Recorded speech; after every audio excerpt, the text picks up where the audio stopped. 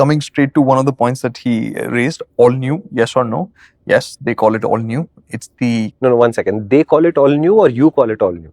They are calling it all new. What are you calling it? I'm calling it in between. So it's not all new. It's not all new in the sense that it's not going to make you think that, wow, this is a completely fresh take on the Swift. Okay.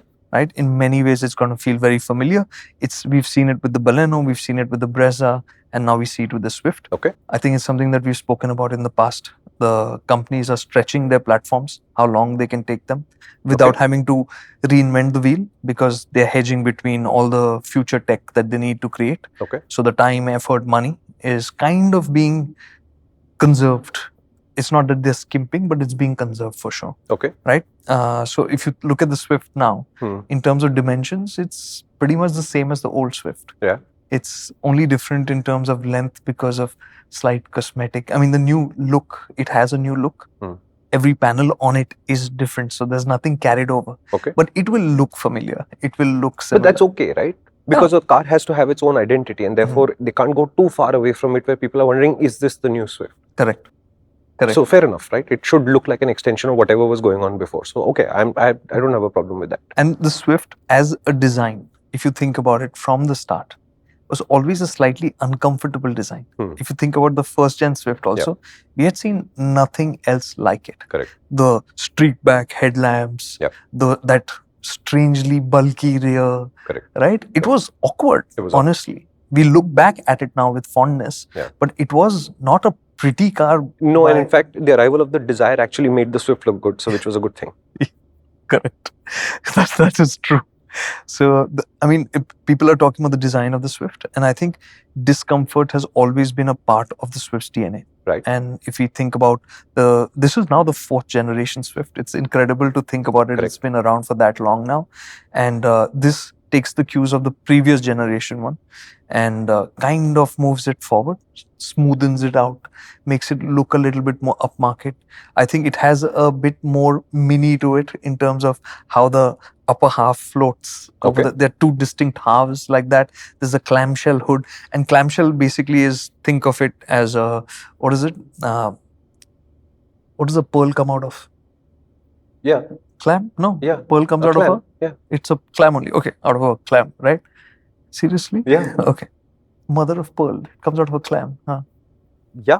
Okay, fine. So whatever it comes out of, that how it shuts like that, the lid, that's the design for the hood. That's where the clamshell term comes from, right? Okay. So they've got that. All these little details look nice.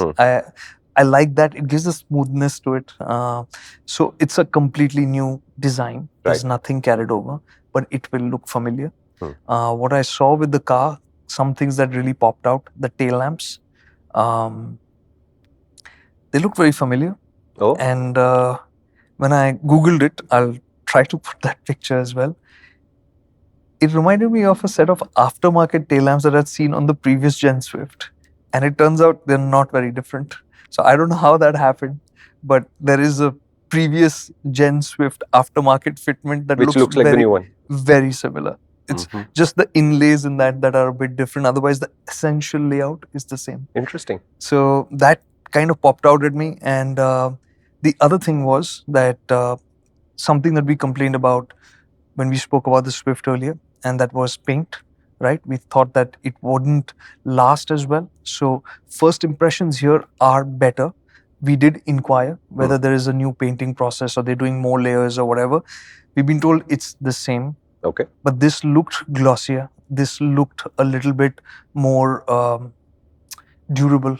I did go around trying to just rubbing up the panels to see if there's any fade. With his hand, not with a key. Yeah. No, not that.